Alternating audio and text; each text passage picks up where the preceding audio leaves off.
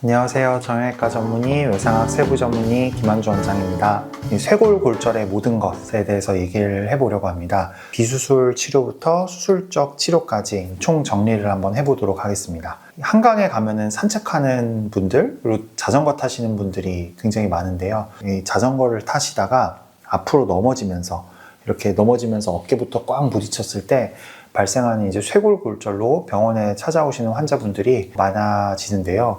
또 자전거뿐만이 아니라 프로스포츠, 특히 몸싸움이 심한 이런 미식축구 같은 데서도 다음처럼 넘어지면서 이제 어깨를 갖다가 땅에다가 꽉 부딪히게 되었을 때 쇄골골절이 발생하게 됩니다. 왼쪽 어깨가 땅에 꽉 부딪히면서 이런 경우에 이제 쇄골이 심하게 이제 으스러지는 거죠. 쇄골 모양은 이게 이제 왼쪽 쇄골입니다. 왼쪽 쇄골인데 이 목 아래쪽에 만져지는 이 흉골부터 어깨까지, 견봉, 어깨까지 이어주는 굉장히 길다란 뼈입니다. 길다란 뼈인데 이렇게 정면에서 보면은 이 쇄골이 마치 이제 일자처럼 이렇게 보이지만 이 쇄골을 이렇게 위에서 내려다 보면은 이런 S자의 모양을 보여주는 이 쇄골은 굉장히 길다라고 S자 모양의 뼈입니다. 대략적인 길이가 한 15cm 정도가 되고 위에서 봤을 때 이런 식으로 S자의 모양의 뼈입니다.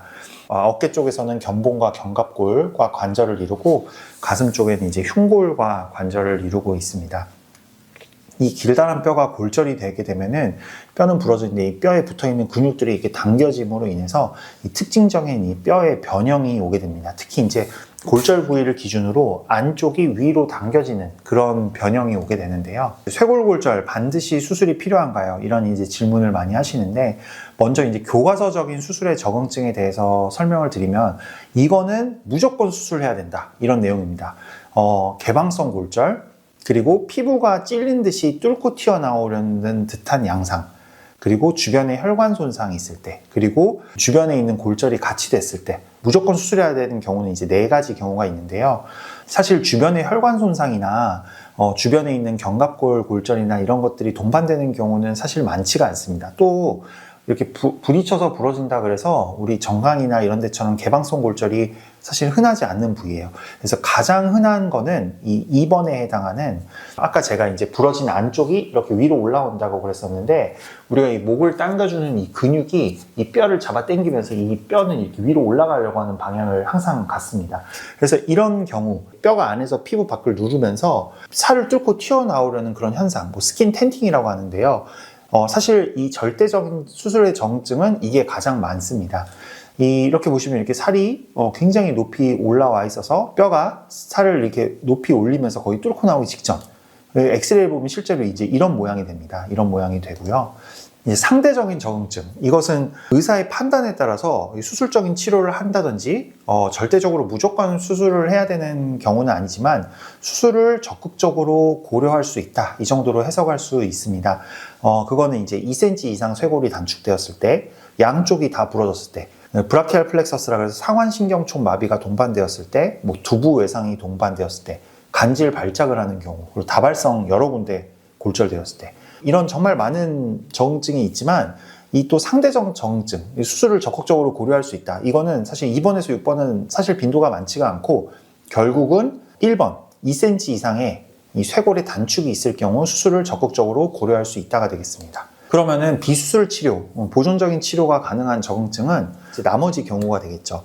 2cm 미만의 전이와 단축일 경우, 그리고 신경혈관 손상이 없는 경우, 그리고 아주 고령해서 일상 움직임이 많지 않은 경우, 예를 들면은 거의 이제 요양병원에서 누워 계시거나 앉아서 식사 정도만 하시지 팔을 들거나 이런 일들이 많지 않은 그런 환자분에서는 비수술적인 치료를 할 수가 있어요. 그래서 실제로 근데 이제 보존적인 치료를 하였을 때 뼈가 붙지 않을 확률이 높고 빠른 일상 복귀와 통증 감소를 위해서 수술을 하는 경우가 많습니다.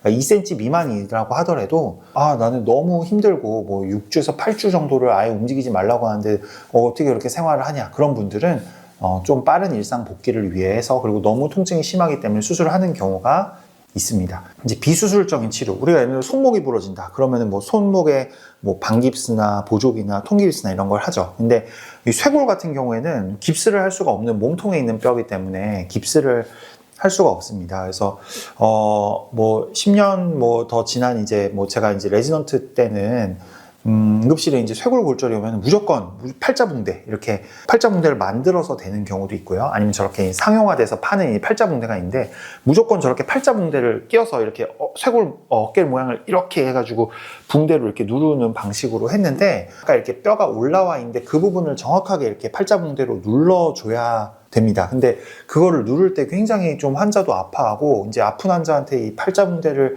끼우는 것도 이제 의사도 굉장히 좀 힘든 그런 고역입니다. 그래서 팔자붕대의 역할은 결국에 근육이 잡아당기면서 위로 뜨려고 하는 힘을 역으로 가방 매듯이 이제 눌러주는 역할인데요. 뜨는 부분을 제대로 팔자붕대가 못 눌러주는 경우도 많고, 겨드랑이 쪽에 이렇게 밴드가 들어가면서 이제 피부가 약하고, 특히 이제 아이들이 저렇게 다쳤을 때는 피부가 벗겨지거나 이런 상처가 생기는 경우가 많습니다. 그래서 저는 팔자붕대를 잘 하지는 않고요. 일반 암슬링, 쇄골 부분이 움직이기 때문에 이제 통증이 오기 때문에 이런 식으로 이제 목에 이렇게 걸어가지고 이게 팔이 흔들리지 않도록 이렇게 팔걸이만 이런 식으로 하고 있는 것만으로도 이게 흔들리지 않기 때문에 충분한 고정이 됩니다. 그래서 특히 이제 뭐 최근에 연구 결과를 보면은 이 팔자붕대와 일반 이 암슬링, 이 팔걸이로 해도 보존적인 치료에서 결과가 크게 차이가 없다라는 내용도 있는 것처럼, 뭐 굳이 불편하고 아프고 힘들게 이런 팔자붕대를 통해서 보존적인 치료를 할 필요는 없을 것 같습니다. 그래서 만약에 이거는 이제 비수술로 치료가 가능하다, 이렇게 엑스레이상에서 판단이 되면은 저희 경우에는 보통 2주 정도 암슬링을 착용을 하고 2주차부터는 이렇게 펜듈럼 엑서사이즈, 이렇게 시계추 운동이라고 하는데요. 이게 우리 어깨축을 기준으로 해서 이 아래쪽으로 살살살 맷돌 돌리듯이 이렇게 돌리는 운동을 시작을 하고, 4주차부터 경관절 운동, 우리 팔을 이렇게 드는 운동을 4주차부터 시작을 합니다. 뼈가 붙을 때까지는 한 2-3달 정도의 시간이 걸리지만 관절 운동은 빨리 시작을 해야지 최대한 관절의 강직을 막을 수가 있습니다. 그래서 한번 정리를 한번 해보면은, 이 쇄골골절에 교과서적인 무조건 수술을 해야 되는 경우, 그거는 이제 스킨 텐팅, 이 골절된 뼈가 살을 뚫고 나오기 직전, 이거는 빨리 수술을 해야 된다.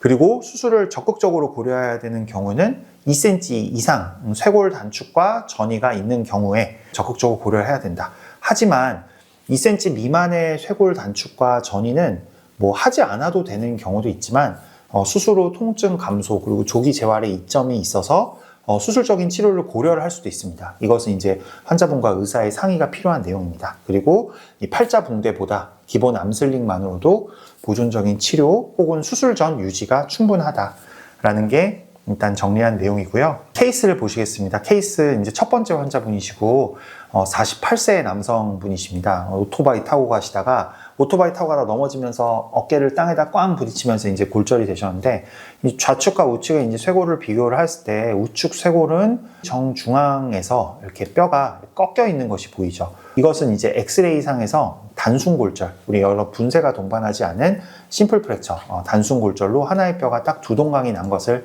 의미를 합니다. 그래서 이 수술 후 엑스레이인데요. 금속판의 고정과 함께 우측과 좌측의 쇄골이 이제 일치하고, 아까 이렇게 돼 있던 뼈가, 이렇게 꺾여 있던 뼈가 딱 맞게 수술이 잘 되었다, 이렇게 생각을 할 수가 있습니다.